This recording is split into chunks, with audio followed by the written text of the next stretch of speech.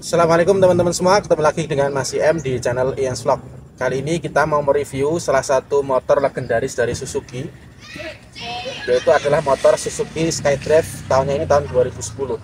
Nah, bagaimana ulasannya? Simak video ini sampai akhir. Jangan lupa like, subscribe, nyalakan loncengnya bagi yang belum, share apabila dirasa video ini bermanfaat. Kesan pertama dari motor ini adalah desainnya itu aneh. Bagaimana tidak ya? Lihatlah depan ini, depan ini. Nah, jadi dia itu melebar di bagian tengah gitu ya. Itu saya kurang tahu ya kenapa Suzuki itu kadang kalau desain motor ya, beberapa desainnya itu kadang di luar nurul ya, atau cenderung aneh bagi kita warga Indonesia. Itu kadang menilainya sebagian besar bahwa desainnya itu tidak lazim pada umumnya. Seperti ya ini Suzuki Skydrive tahun 2010 ini. Ini bentuknya itu melebar. Jadi kesannya motornya itu gimana ya, gambot. Terus ini juga ini bagian tengah ini. Nah, ini juga melebar. Nah, teman-teman, ini adalah motor Suzuki Skydrive tahun 2010 ya. Saya ceritakan dulu sedikit sejarah dan kronologinya. Jadi motor ini saya beli dari teman saya yang dia sudah upgrade ke motor yang lebih baru. Kemudian motor ini saya rawat, sekarang kita pakai untuk motor harian. Nah, ketika pertama kali saya dapat, kondisinya ya tentu tidak sebagus ini. Jadi saya kemarin melakukan beberapa perbaikan dan ya restorasi ringan lah di motor ini agar motor ini layak kita gunakan untuk harian. Kalau misalkan untuk antar jemput anak sekolah ya, itu masih patut lah disandingkan dengan motor-motor yang lain. Itu masih patut, masih imbang lah begitu ya. Nah, beberapa hal yang kita lakukan di motor ini kemarin, ini yang pertama, kemarin kita kletek stikernya, karena yang pertama itu di stiker hitam full, ini sudah kita lepas semuanya stikernya ya. Kemudian perbaikan beberapa, mulai dari skok depan maupun skok belakang, itu kemarin skoknya bocor semua. Nah, ini sudah kita perbaiki. Nah, terus kemudian master rem ya, master rem kemarin sempat ngempos, ini sudah kita perbaiki juga. Kemudian skok belakang ya, skok belakang kemarin dua-duanya itu depan belakang itu mainnya hanya per, jadi nggak nyaman banget. Ini sudah kita perbaiki semuanya. Kemudian bagian knalpot sini, ini kemarin ada yang pecah, kemudian warnanya juga pudar, ini sudah kita perbaiki juga, jadi lebih bagus. Kemudian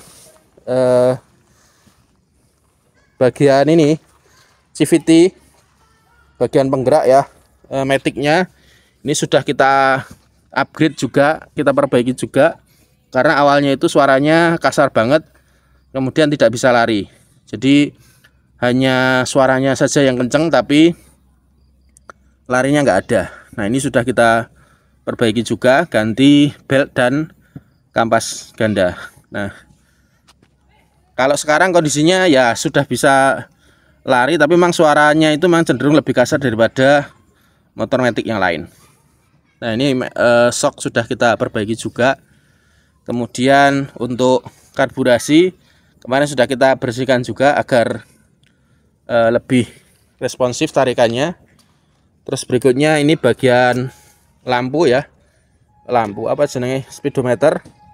Ini ketika kita dapat itu speedometernya nggak jalan, kemudian odometernya ini juga nggak jalan. Ini sudah kita perbaiki, speedometernya sekarang nyala, odometernya juga jalan ya. Untuk kelistrikan dari awal kondisinya sudah normal, jadi kita tidak melakukan banyak perbaikan untuk kelistrikan. Yang lampu depan ini dia sudah, saya dapat sudah upgradean ya, pakai LED, walaupun LED-nya kurang bagus ya, sorotnya itu agak nyebar, tapi ya sudah lumayan lah untuk motor tua ya, tidak usah sempurna-sempurna banget. Yang belakang juga masih nyala bagus lampunya, jadi kita tidak melakukan perbaikan di perlampuan. Untuk ban ya, depan belakang dia masih tebal semuanya, jadi saya tidak ngutak-ngutak untuk bannya.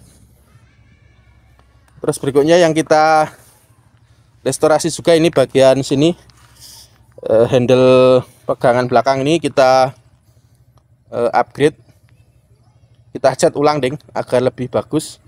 Kemudian ini plastik-plastiknya yang kemarin itu kusam semuanya ya, ini sudah kita hitamkan lagi. Kalau teman-teman pengen tahu caranya, yaitu dengan kemarin kita panasi pakai api ya. Nah ini, jadi sudah hitam lagi. Nah jadi seperti itu kondisinya. Terus kemudian kita juga melakukan perbaikan-perbaikan di bodi agar lebih layak dilihat ya. Jadi sekarang kondisinya seperti ini. Kalau buat harian ya masih patut lah ya. Oke, seperti ini. Jadi masih layak. Nah, sekarang kita setelah beberapa minggu pakai itu ya, kita bisa memberikan kesimpulan sedikit ya tentang kekurangan dan kelebihan motor ini. Kekurangan yang pertama ini ya, secara umum ya, desain ya, desainnya ini nggak tahu ini ya, Suzuki itu kenapa kalau bikin motor kadang desainnya itu aneh ya, walaupun mungkin desain itu subjektif ya, tapi menurut pendapat banyak orang ya, motor ini desainnya itu agak aneh ya. Kalau orang itu dikatakan gembrot ya. Ini motor ini nggak ada seksi-seksinya sama sekali. Dilihat dari depan ya, kesannya gembrot. Ini di bagian tengahnya itu melebar. Dilihat dari samping juga sama. Apalagi ini ada pelentukannya ini. Kesan gembrotnya itu banget ya. Dari belakang juga sama.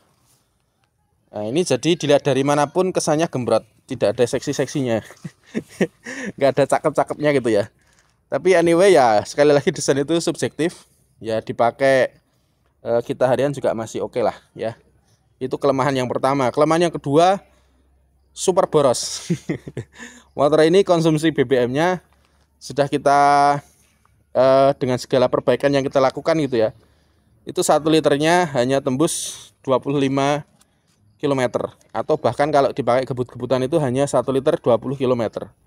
Kenapa bisa seboros itu? Karena motor ini berat ya. Kemudian dia masih pakai karbu dan cc-nya itu 125 cc. Makanya kenapa motor ini bisa boros banget.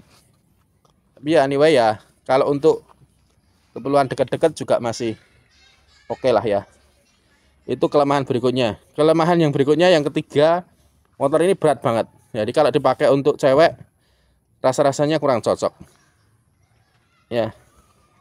Untuk kemudahan dikendarai, coba nanti kita coba ya. Jadi kalau untuk standar tengah itu masih oke lah, tapi cenderung memang agak berat ya. Nah, terus kelebihan motor ini apa? Yang banyak kelemahannya. Kelebihannya dia itu kalau dipakai itu anteng. Karena motor ini berat, jadi ketika dipakai untuk jalan itu dia itu anteng. Skoknya setelah kita perbaiki depan belakang itu nyaman ya, cenderung nyaman bila dibanding dengan Matic New ya, saya sebut merek Yamaha. Jadi lebih enak ini bantingannya, lebih nyaman ya. Jadi kelebihannya anteng dipakai. Terus untuk top speednya ya, ini termasuk kelebihan atau kelemahan ya. Top speednya kita coba dengan kondisi saat ini, kita pakai kemarin ke Sragen, itu tembus bisa sampai 100 km per jam. Walaupun ketika dipakai di speed seperti itu bensinnya ngobos banget ya. Jadi langsung berkurang banyak, mulai dari full sampai berkurang. Nah, kayak gitulah.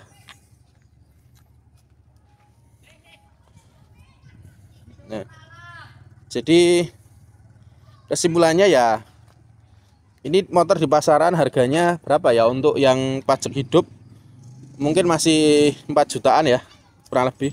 Tapi saya kemarin pernah dapat lihat motor yang seperti ini di iklan di marketplace, yang warnanya silver kayak gini, katanya langka, itu tembus 9 juta yang kondisinya mulus. Nah, yang mungkin yang sudah di full restorasi ya. Tapi kalau ini ya nggak sampai sebegitulah, apalagi kalau pajaknya telat dan sebagainya. Tapi pasaran normalnya mungkin sekitar 4 sampai 5 jutaan ya, dengan kondisi unit bagus, plat hidup, pajak hidup ya, kurang lebih segitu. 5 juta lah paling sudah dapat ya. Oke, Suzuki SkyDrive tahun 2017. 10. Dia masih karburasi ya, makanya cenderung agak boros. Untuk kunci motor ya, kunci motornya semacam ini sudah enggak orinya. Kemudian seperti ini biasa lubang kuncinya, ada magnet juga pengaman. Cuma untuk buka jok ini masih lewat sini samping, jadi tidak bisa dibuka lewat depan.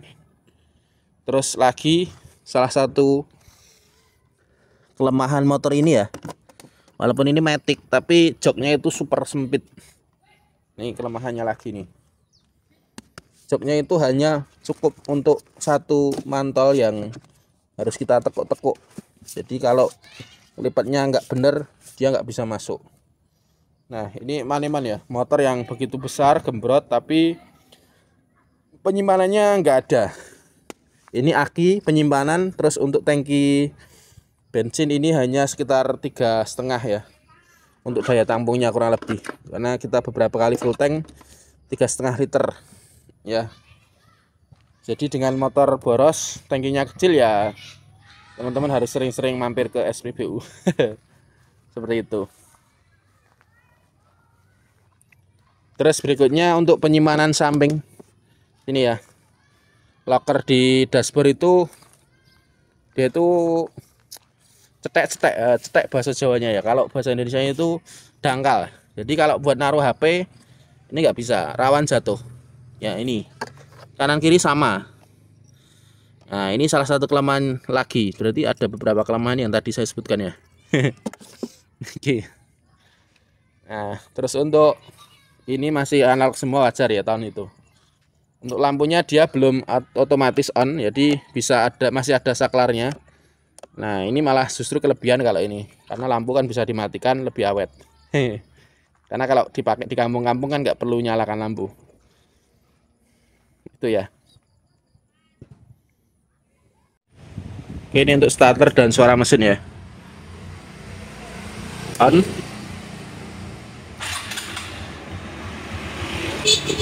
Nyala. Suara mesinnya.